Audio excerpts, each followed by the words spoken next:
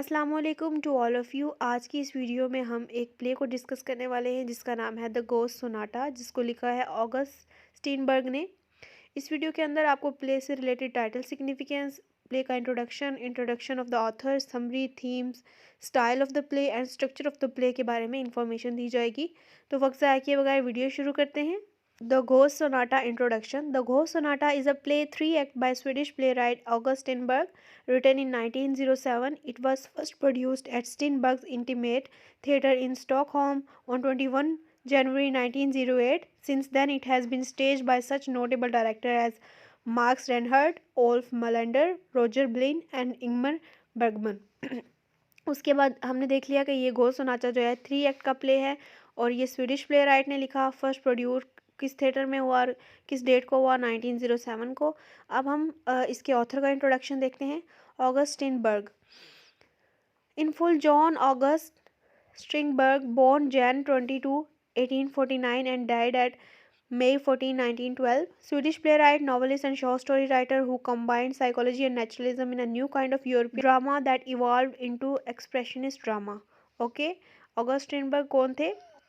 ये एक Swedish play right थे। इसके अलावा इनकी डेथ और बॉर्न डेट लिखी हुई है। और combined psychology and naturalism in a new kind of European drama that evolve into expressionist drama. Okay, अब हम इसके गोस्ट सोनाटा के टाइटल सिग्निफिकेंस देखते हैं। The Ghost Sonata mainly relate to the secrets, illusion and the disappointments and the tragedies of life, and it is the revelation of these terrible details of the characters past life that from the action of the play. Okay, इसके जो main चीज़ें हैं इसमें secrets, illusions and disappointments and tragedy of life है और ये इसकी significance है। और ये जो टाइटल है गोस्ट सोनाटा, इससे हमें ऐसा लग रहा है कि कुछ प्ले में सुपर नेचुरल टाइप होने वाला है। तो अब हम कैरेक्टर से स्टार्ट करते हैं। सबसे पहला कैरेक्टर है हमारे पास the student, mister Arkenholz. The student is the closest thing the play has to a protagonist. ये जो आर्कन्स होल है ये प्ले का प्रोटैगनिस्ट है। ही इज़ अ यंग मैन, वो एक यंग आदमी है studying languages, who has recently saved a child from a collapsing house night. उसने अभी अभी एक बच्चे को सेव किया है एक हाउस जो कि गिर रहा था उसमें से। ही इज़ परsuaded बाय हमल। हमल उसको परsuade करता है। The man that financially ruined his father. Hummel वही इंसान है जिसने मिस्टर आर्कन्स होल के फादर को फाइनेंशियली डिस्ट्रॉय किया था। To find his way into the colonel's home in order to marry the colonel's daughter. इस सिलसिले में जो है उसे हमल परsuade करता है ताकि वो कॉलोनल होम में घुस सके और उसकी बेटी से शादी कर सके। मिस्टर आर्कन होल्स ना ये जो कॉलोनल की बेटी है उससे लाइक करता है और उससे शादी करना चाहता है। The student having been born on Sunday can see ghost and has an unusual relationship to metaphysical world.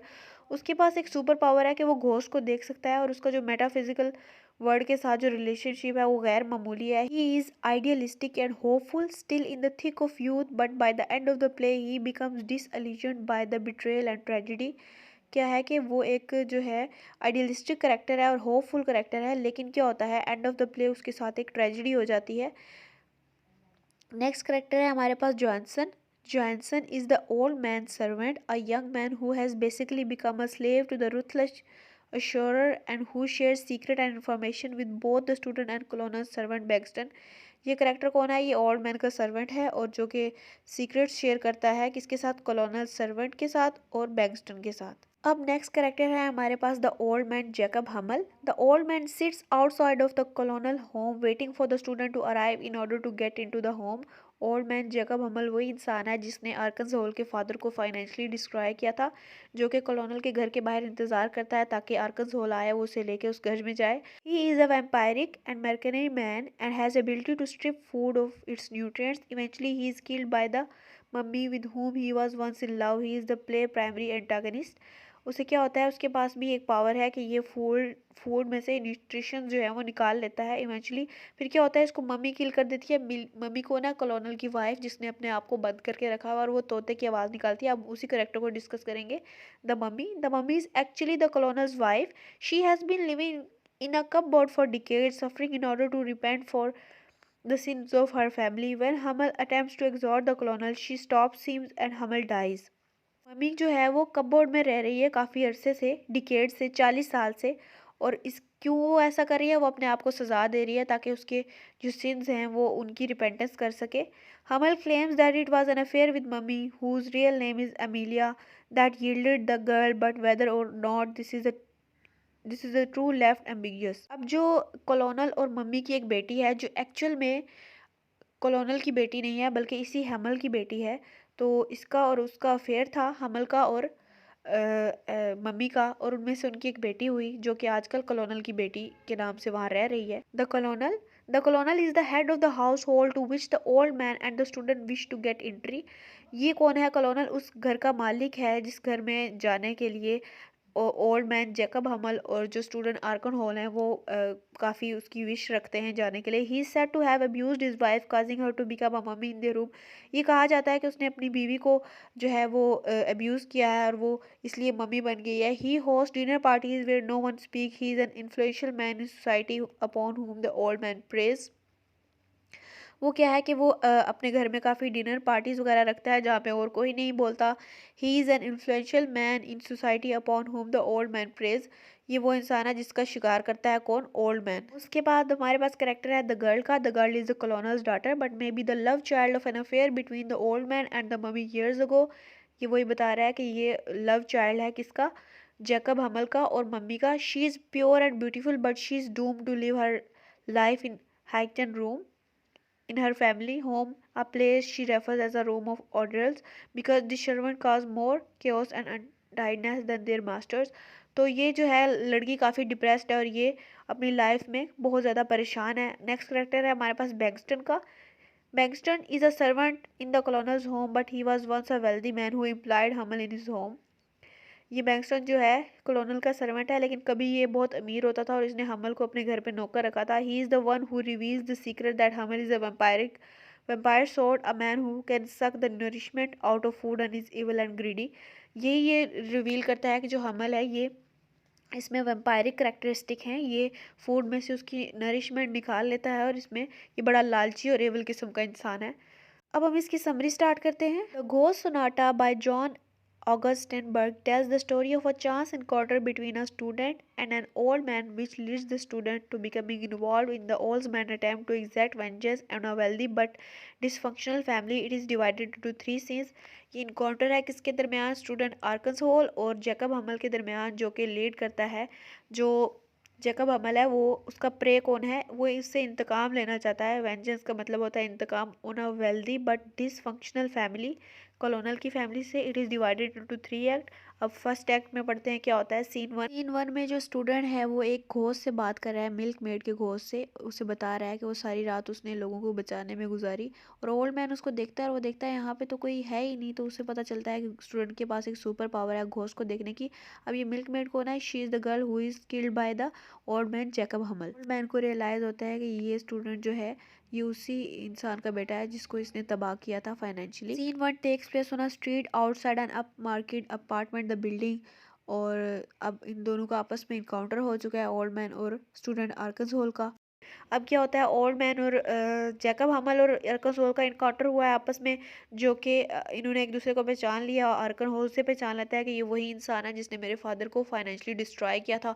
ये उससे पहचान लेता है कि ये उसी इंसान का बेटा है जिसको मैंने वो किया था। उसके बाद the student father blame the old man for his bankruptcy but the old man tells the student that this was, वो कहता है ये सब झूठ है। The student agrees do him some favour. फिर स्टूडेंट उसको जो कहता है कि तुम मुझे कुछ फेवर दो। ये कॉलोनल के घर में जाने के लिए जो है बड़ा बेताब हो रहा है क्योंकि ये सोचता है कि जो अमीर लोग होते हैं वो कैसे ज़िंदगी गुजारते हैं। तो जो कॉलोनल की बिल्डिंग है वो काफ़ी बाहर से खूबसूरत दिखती है, तो ये ख्वाब रखता है उधर जाने का।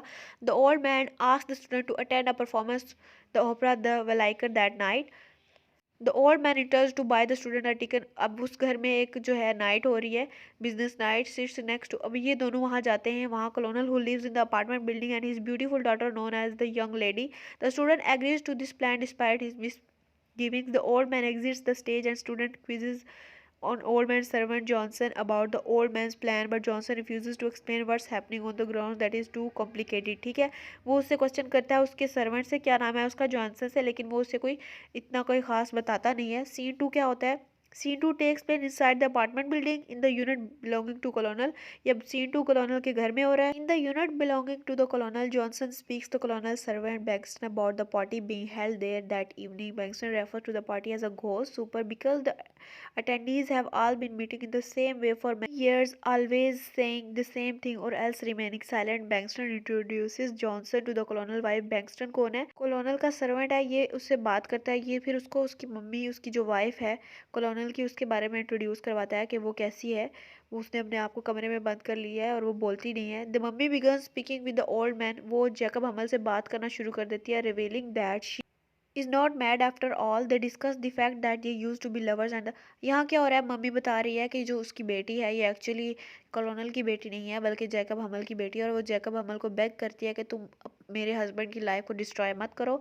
The old man joins the colonel in the drawing room and reveals that he is calling in all of the colonel's debts, meaning the old man owns all the colonel's property. Old man ये reveal करता है कि उसने कॉलोनल की सारी जो property है उस पर कब्जा कर लिया है. The old man disclose that the colonel is not really a noble man and not really a कॉलोनल. Old man ये डिस्क्लोज करता है कि जो कॉलोनल है वो एक अच्छा इंसान नहीं है. वो एक्चुअली वो एक सर्वेंट था जो कि फॉल्स आइडेंटिटी लेके सारी जिंदगी गुजारा था. The other guest arrive for the ghost super and an old man criticizes them for all the immoral things they have done in their lives. फिर जो है old man उनको criticize करता है for all the immoral things they have done. He announces his desire for the student to marry the young lady so that the young lady can finally have some good in her, in contrast to the misery and lies of her family home. अब जो है वो announce कर रहा है कि आर्कनसोल को शादी करनी चाहिए किससे, कॉलोनल की बेटी से, ताकि वो उस जो डिप्रेशन से वो बाहर आ सके. The old man is interrupted by the mummy who claims that he is just immoral as the rest of them, has no right to जज एनीवन एल्स. वो कहते हैं कि वो भी आप सब लोगों की तरह इमोरल है जैसे कि आप सब लोग, और आपको कोई हक नहीं बनता किसी को जज करने का. यहाँ पे अपने हस्बैंड की साइड में बोल रही है. She calls for Bengtsson who reveals that the old man once murdered a milk man to cover up a crime that she witnessed him committing. The mummy instruct the old man to kill himself which he does. अब क्या होता है कि बैंक्सटन को बुलाती है जो कि ये सच खोलता है कि ओल्ड मैन ने ही मिल्क मैड का जो है कत्ल किया था क्योंकि वो उसके गुनाह का गवाह था. The mummy instruct the old man to kill himself which he does. Mummy उसको कहती है कि तुम मर जाओ और फिर वो मर जाता है. Scene 3 take place inside the apartment building in what is known as the Hector room, a room in the colonel's unit filled with flowers where the young lady resides. अब ये उस लड़की का रूम है. The student asks the young lady to marry him. आर्कनसोल से बोलता है कि तुम ऐसे शादी कर लो. She says that it would be impossible but refuse to explain. वो कहती है कि ये नामुमकिन है लेकिन उसे एक्सप्लेन करने से इनकार कर देती है. The young lady explains that the cook in the house is slowly starving her to death by draining the nutrients out of her food. वो कहती है इस घर का जो कुक है वो मुझे मौत की तरफ लेके जा रहा है क्योंकि वो मेरे घर नहीं मेरे खाने में से सारे न्यूट्रिएंट्स निकाल लेता है. The student tells the story of fathers death. फिर स्टूडेंट उसे अपने बाप की मौत की स्टोरी सुनाता है. His father used to attend gatherings with the same people over and over again for many years. The people would never say anything new to each other and criticise each other. The student father hated these people but continued spending time with them. मेरा वालिद जो है उनसे नफरत भी करता था लेकिन उन्हीं के साथ वक्त गुजारता था. One night he decided to tell of them exactly what he thought of them, after which he was imprisoned in a madhouse where he eventually died. वो कहता है कि एक दिन जब उसने सच बोला कि ये इनमें से कोई भी अच्छा नहीं है तो जिनके साथ ये वक्त गुजारता है, तो he decided to tell all of them exactly what he thought of them. जब उसने इनको बताया कि जो एग्जैक्टली वो उनके बारे में सोचता है, तो इसके बदले में क्या हुआ कि he was imprisoned in a madhouse where he eventually died, और वहीं उसकी मौत होगी. The young lady abruptly becomes unwell and quickly dies.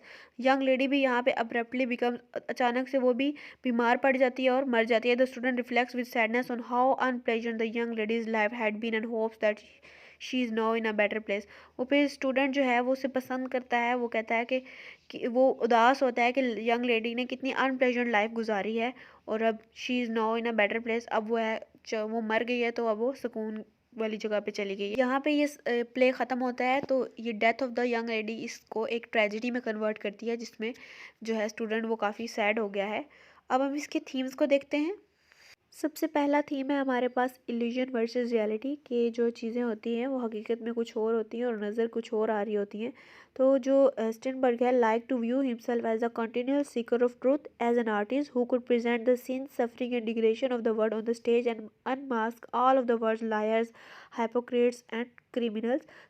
Several of his plays attempted to reveal what he felt were the hidden secret of his society ये अपने place में जो है सोसाइटी के हिडन सीक्रेट्स को रिवील करता है। Strindberg wrote of the Ghost Sonata, it is horrible like life when the veil falls from our eyes and we see things as they are secret like these are to be found in every home. People are too proud to admit it. Most of them boast of their imagined luck and hide their misery.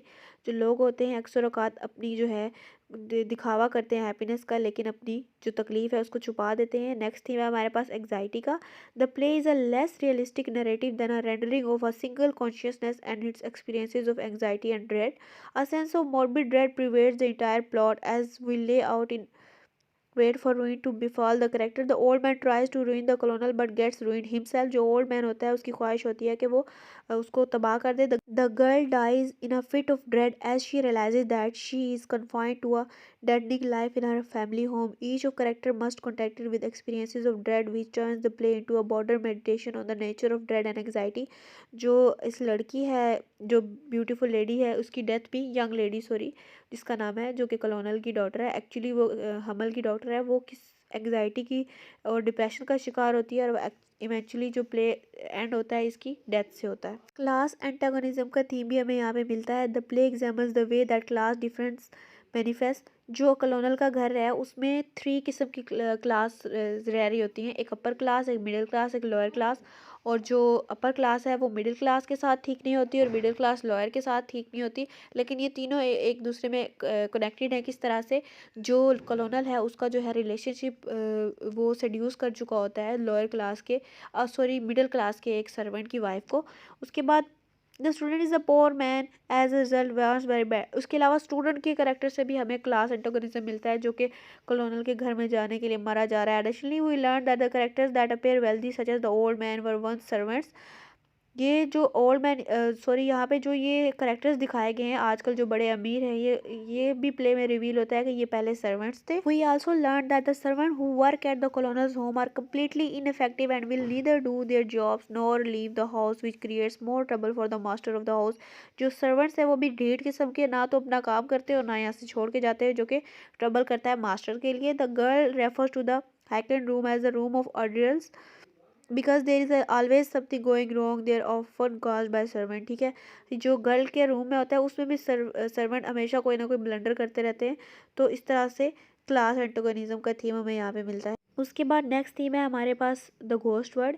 जो play Ghost Sonata है इसके अंदर जो characters हैं वो उनमें super natural power दिखाई गई है, जैसा कि मिस्टर आर्कन्स होल जो कि घोस्ट को देख सकता है. उसके अलावा वो उसका मेटाफिजिकल वर्ल्ड के साथ अनयूजुअल रिलेशनशिप है. द मम्मी जो करेक्टर है वो भी अजीब सा घोस्ट की तरह दिखाई देता है, जिसने 40 साल से खुद को बंद किया हुआ. The कॉलोनल host ghost supers at his home, और लोग उसे भूत समझते हैं और बुलाते भी उसको मम्मी है. और वो एक और चीज़, जो वो तोते की आवाज़ निकालती है. Even though death is definite in the course of the play, it remains unclear if it is very actually final or if the word undead is always superimpose on the word of the living. ठीक है, उसके बाद next theme है हमारे पास revenge का. जो old man है वो जैकब हम्मल, वो रिवेंज लेने के लिए कॉलोनल के घर आया है, वो उसे तबाह करना चाहता है. So he may expose the colonel as a fraud abscond with his mummified wife and stalk the colonel's wealth. In the course of his revenge narrative, however, it becomes clear that the old man once was a servant who took the nourishment for his master food like a vampire. जो old man था वो servant था. As a result, the mummy and the colonel get their own revenge on the old man, crashing causing him to die. उसके बाद mummy और कॉलोनल जो हैं वो उससे अपना बदला लेते हैं और वो एंड में उसकी डेथ हो जाती है. अब हम एक इम्पोर्टेंट क्वेश्चन को डिस्कस करते हैं इस प्ले के से related. Style of the play Ghost Sonata और Ghost Sonata as an impressionist play. The ghost Sonata is stylistically impressionist play while certain features of the word are really some key features transcend the traditional function of time and space in order to simulate thematic elements. सबसे पहले हम देखते हैं कि impressionist play होता क्या है. When an author centers his story on the mental life of the characters, such as the characters' emotions, feelings, or sadness, rather than trying to interrupt them, तो इस प्ले में भी हमें इम्प्रेशनिज्म का जो है एलिमेंट दिखाई देता है. The first impressionist feature utilize in the inclusion of ghost के जरिए जो है इम्प्रेशनिज्म दिखाया गया है. Beings of the past that manifest interdimensionally within the present time and space and not only the select individual. These ghosts serve as a beacon of truth within the facade of the house. As Strindberg says, only death can liberate the human beings. जो impressionist artist होते हैं ना, वो क्या करते हैं कि वो रियल लाइफ को ऐसे पोर्ट्रे नहीं करते वो जैसे होती है, बल्कि वो अपने इम्प्रेशन के मुताबिक जैसे वो खुद उसको सोचते हैं उसके मुताबिक उसको एक्सप्रेस करते हैं। तो यहाँ घोस्ट का यूज़ हुआ है, जो कि एक इम्प्रेशनिस्ट एलिमेंट है प्ले के अंदर। उसके बाद the students' clairvoyant abilities mark him as an innocent a being with the ability to understand the entire truth behind the facade. The vampiric qualities of the old man and the cook serve to symbolize their greed, their desire to feed of innocence for their own personal gain. अब impressionism use क्यों होता है? Characters की जो वो enhance करने के लिए, जो उनकी क्वालिटीज़ है, जैसा कि स्टूडेंट के इनोसेंस को करने के लिए वो लोगों की जान बचाता है, और उसमें जो क्वालिटी है जो घोस्ट को देखने की, और उसका मेटाफिजिकल वर्ल्ड के साथ रिलेशनशिप है। और इसी तरह जो qualities of old man Jacob Hummel है और फूड से न्यूट्रिशन लेने वाली, वो उसकी ग्रीड और उसकी जो पर्सनल गेन को जाहिर करता है। The silencing of half speaks to the death of beauty. In this way, the Ghost Sonata requires a dramaturgy which rejects realist style of theatre and adopts an expressionist form. The Ghost Sonata's world premiere, loosely directed by August Falk, was staged at Steinberg Intima Theatre in Stockholm in 1908. उसके बाद आगे आ जाता है structure of the play Ghost Sonata. ये भी बहुत important है। Structure कैसा है घोस्ट सोनाटे का? The ghost Sonata is a tragic play and does it follows the pyramid structure of the classical tragedy. अब क्लासिकल ट्रेजेडी का क्या स्ट्रक्चर होता है? Firstly the resident of the house are refined civilised bunch that both are students and the old man respect and by in equal measure. The old man informs the student that he has known him since he was a child and suggest that the student must assist in the gaining interest to the house as a repayment of a business debt incurred by the student father. Status क्या है? ये जो current situation है ये ऐसे दिखाई गई है कि सब कुछ नॉर्मल चल रहा है, और यहाँ पे जैकब हमल और स्टूडेंट अर्कल हॉर्न का इनकाउंटर हुआ है. उसके बाद क्या होता है? उसके बाद स्टोरी में जो है क्राइसिस आया. The old man realises that the student is a Sunday child. After he remarks he has been the old man unable to see, and then begins to inform the student that the residents of the house are not as benevolent as they appear to be. उसके बाद rising action आया है play में. The old man utilises the student to gain entry to the house. यहाँ पे जो rising action होता है वो जो क्लाइमैक्स की तरफ हमें लेके जाता है, जहाँ पे ओल्ड मैन किसको यूज़ करा है? आर्कनसोल को उस घर में दाखिल होने के लिए. And then begins the crusade to expose the resident misdeeds, various affairs, thefts and murders which he has personal knowledge of. फिर उसके बाद जो है वो घर के लोगों को रिवील करता है उनकी बुराइयों को. फिर क्लाइमैक्स आता है स्टोरी में. After the old man has expose the secret of the resident at the dinner, a servant of the house reveals the old man's own misdeed, specifically his murder of the milk maid. The old man sees her ghost and then he is forced to hang himself. अब क्या होता है कि old man जो होता है वो climax में जो है उस घर के लोगों की मिसडीड्स को रिवील्स करता है, और उसके बाद जो होता है घर का सर्वेंट जो होता है वो उसी के पोल खोल देता है. तो ये क्लाइमैक्स होता है हुआ है इसमें. उसके बाद falling action. The student falls in love with the young lady of the house. Student जो है वो यंग लेडी की मोहब्बत में पड़ गया है. The old man illegitimate daughter, जो कि कौन है? ओल्ड मैन की इलिजिटिमेट डॉटर है. Who informs him that the beauty of the house is merrily affected that conceives it inner corruption. तो ये एंड पे जो है ये फॉलिंग एक्शन था हमारा, जहाँ पे जो लड़की की है वो डेथ हो जाती है. And the student mourns her as an innocent victim of the house dot secrets. All hope for the future generation of the house inhabitant has been lost. तो यहाँ पे प्ले ख़त्म होता है. होप सो ये वीडियो देखने के बाद आपको इस प्ले के बारे में कंप्लीट अंडरस्टैंडिंग हो गई होगी. Thank you for watching. और कोई भी क्वेश्चन हो तो आप कमेंट सेक्शन में पूछ सकते हैं.